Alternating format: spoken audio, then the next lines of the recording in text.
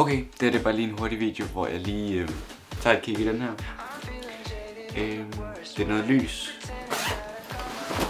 Får jeg sikkert ikke brug for. Det er meget underligt at se. Den skal den her over. Det er en fin størrelse. Altså meget af det her, det ser virkelig uåbnet ud. Det her, det er helt klart noget diffusion, der skal være foran. Og det er også noget. Det er sikkert pæren, der skal i. Så her. Det ser godt ud. Jeg tror, der er 2 lamper her i. Det her det er nok nummer 2 pære. Det kan vi lige stille til siden, fordi så ved vi, at der er 2 af de der. Lysstativ. Det er også fint. Det kan man også bruge. Softbox nummer 2, men den her den kommer i sådan en pose. Sjovt. Nu ved jeg, hvordan jeg gør. Okay. Der er altså nogle udmærket den her. Jeg håber, det giver fint nok lys. Der er lige noget mere her. Der var posen til det andet. Så et til lysstativ. Mere pap. Og så diffusion. Nogle ekstra dele til eller andet.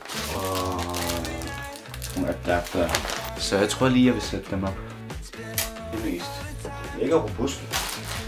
Det ligner bare, at de skal normalt på som en normal lampe. Ja. Altså, jeg synes ikke, ledningen er super dybt lang. Så tager vi den her gigantiske pære, og så prøver vi at sætte den i.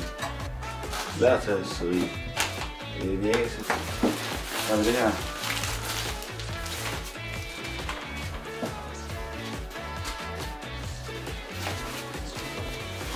Altså, de ser udmærket ud med en pære her, den rør. Og højdejusteringen er også fint bag. Jeg ved ikke, hvor fedt det her er, men der er sådan en adapter på fra den her til den her. Jeg tror, det virker.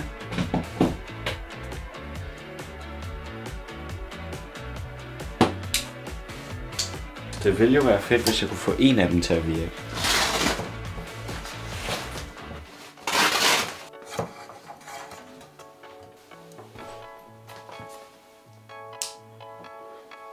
Og der er kommet lys. Det ser jo sådan set meget fint ud, men man kan se herovre på vinduet, der er det meget sådan lidt mere gult i det i forhold til resten af rummet, hvor det sådan er normalt sådan her. Det er bare fuldstændig. Altså det er jo ikke dårligt. Altså det lader til, at det ikke flimrer, så det er da meget godt. Jeg er da glad for, at det virker. Spørgsmålet er, om man kan skyde det sådan op i loftet og få noget mere sådan. Det ser lidt bedre ud, det gør sådan.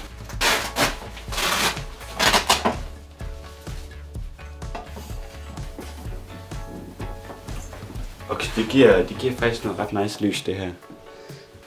Ja, vi kan jo lige prøve at sætte den anden op og se hvordan det ser ud. Altså dem her, de kan også godt fungere som kamerastativer. Fordi de har den her skrue her. Så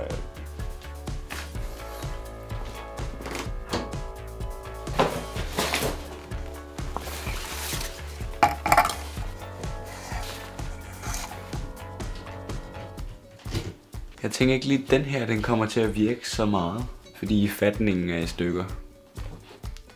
Jeg har en funktionel lampe.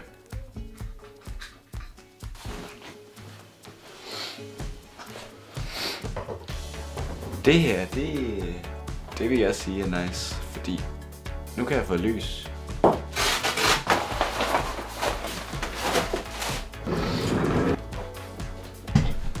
Altså, der skal måske lige arbejdes på lysplaceringen, fordi det her, det ser lidt underligt ud, der bare kommer sådan lys herfra.